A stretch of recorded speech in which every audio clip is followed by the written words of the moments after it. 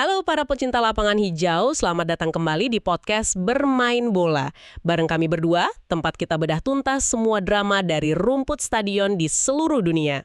Yap, dan pekan ini dramanya banyak banget. Bicara soal drama, nggak ada tempat yang lebih pas selain tanah Italia. Pekan ke-24 Serie A musim ini resmi bergulir, dan jujur aja, tensinya makin panas. Kita baru aja lihat Verona dan Pisa main imbang tanpa gol, tapi itu cuma makanan pembuka. Oh, itu baru pemanasan aja. Karena di depan kita sudah ada hidangan utama yang bikin lapar gelar. Inter yang makin nyaman di puncak, tapi terus dibayang-bayangi Milan, Napoli yang lagi pincang diterjang badai cedera, sampai laga big match yang paling ditunggu-tunggu akhir pekan ini. Juventus melawan Lazio. Duel harga diri tim Zebra melawan elang ibu kota. Duel yang bakal sengit banget itu. Dan jangan lupa San Siro lagi istirahat sejenak karena urusan Olimpiade, bikin jadwal AC Milan harus digeser. Apakah ini keuntungan buat Inter untuk makin menjauh, atau justru beban buat Juventus buat merangkak naik ke tiga besar?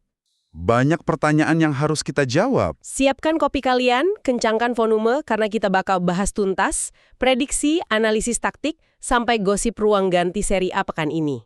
Let's kick off. Oke, mari kita mulai dari makanan pembuka yang tadi kita sebut, laga Verona melawan Pisa. Hasilnya 0-0.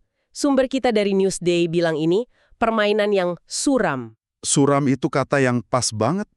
Beneran deh, di babak pertama aja nggak ada satu pun tembakan ke arah gawang dari kedua tim. Sama sekali. Wow, separah itu ya. Baru di menit-menit akhir ada sedikit urgensi, tapi ya tetap tanpa gol. Ini sangat mencerminkan posisi mereka di dasar klasemen. Verona tetap di paling bawah, posisi 20, dan Pisa di atasnya, cuma beda selisih gol.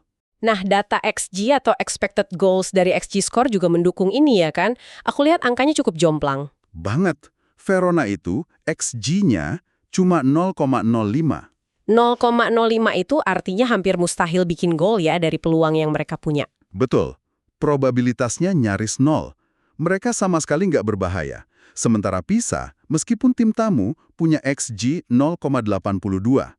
Nggak tinggi juga, tapi setidaknya mereka bikin beberapa peluang lah. Jadi, kalau kita bedah lebih dalam, hasil imbang ini sebenarnya sedikit beruntung buat Verona ya. Sangat beruntung. Dan ini nunjukin betapa besarnya tekanan di zona degradasi. Tim tuh nggak main buat menang, tapi main buat nggak kalah. Takut banget bikin kesalahan. Oke, dari papan bawah yang penuh ketakutan, kita terbang ke puncak. Inter Milan. Kelihatannya superior banget musim ini. Akhir pekan ini mereka ketemu Sassuolo. Superior adalah kata yang tepat. Data dari situs resmi Inter nunjukin, di 5 liga top Eropa, nggak ada tim yang menangnya lebih banyak atau poinnya lebih banyak dari Inter. Mereka sejajar sama Barcelona kan? Betul, 18 kemenangan, 55 poin. Dan pertahanan mereka, luar biasa. 12 kali clean sheet. Gawangnya nggak kebobolan sama sekali dalam 12 laga. Dan pemainnya lagi on fire semua. Federico Di Marco baru aja jadi pemain terbaik Serie A bulan Januari. Nah, ini dia kunci sistemnya. Di Marco itu bukan bek biasa. Dia itu raja assist. 8 assist kan? Katanya itu rekor buat bek dalam 24 pekan pertama Serie A. Betul. Dia itu bek paling produktif sejak statistik ini dicatat resmi. Kontribusi totalnya, gol dan assist, udah mencapai 13, rekor pribadinya dia. Ini bukti sistem 352 Inzaghi itu berjalan sempurna. Jadi wingback mereka itu emang didesain jadi playmaker ya, bukan cuma pemain bertahan. Tepat sekali. Mereka tuh playmaker utama di sayap. Seluruh permainan dirancang buat kasih mereka ruang. Makanya, rekor Di Marco itu bukan cuma soal kehebatan dia, tapi keberhasilan sistem. Di depan, Lautaro Martinez juga terus bikin rekor. Golnya kemarin bikin dia sejajar sama legenda Inter, Alessandro Altobelli. 128 gol di Serie A. Gila. Sekarang dia ada di peringkat keempat pencetak gol terbanyak sepanjang masa Inter. Dan uniknya, debut Serie Lautaro itu justru lawan Sassuolo. Nah, itu dia. Kayak laga nostalgia buat dia.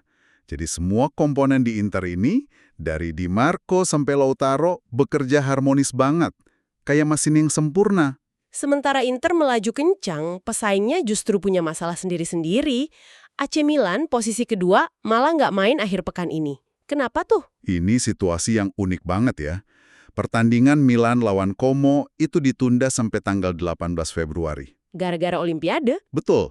Stadion mereka San Siro dipakai buat upacara pembukaan Olimpiade musim dingin 2026.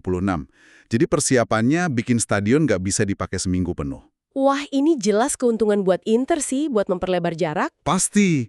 Inter pasti seneng banget lihat rivalnya harus istirahat paksa. Di sisi lain, ini bisa jadi masalah buat Milan kan? Jeda paksa gini bisa ngerusak ritme permainan. Bisa jadi. Momentum yang lagi bagus bisa hilang.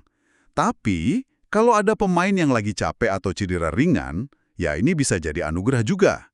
Variabel yang nggak terduga pokoknya. Beralih ke Napoli di posisi ketiga, mereka kayaknya lagi pincang, badai cedera katanya. Pincang parah malah.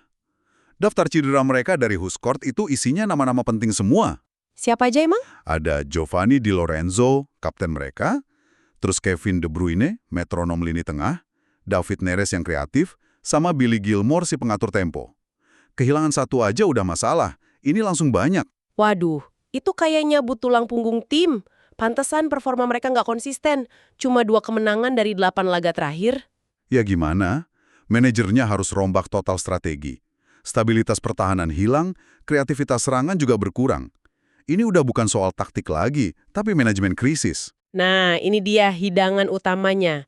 Juventus lawan Lazio, duel dua raksasa yang lagi cari jati diri. Juve baru aja dihajar Atalanta di Piala. Betul. Kekalahan 3-0 itu cukup mengejutkan. Bikin mimpi Scudetto mereka kayaknya udah berubah jadi target yang lebih realistis. Mengamankan posisi di zona Liga Champions ya?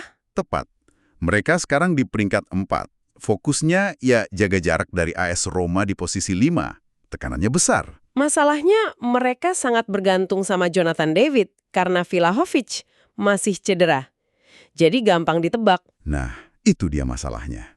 Sementara lawannya, Lazio di bawah Maurizio Sarri, ini tim yang aneh. Aneh gimana maksudnya? Hasil mereka tuh naik turun. Tapi mereka sangat sulit dikalahkan, terutama di laga-laga besar. Mereka cuma kalah 2 kali dalam 13 pertandingan terakhir. Sumber kita dari Gunner's Guide nyebut laga-laga besar Lazio itu selalu minim gol. Kayak perang parit. Istilah yang pas banget.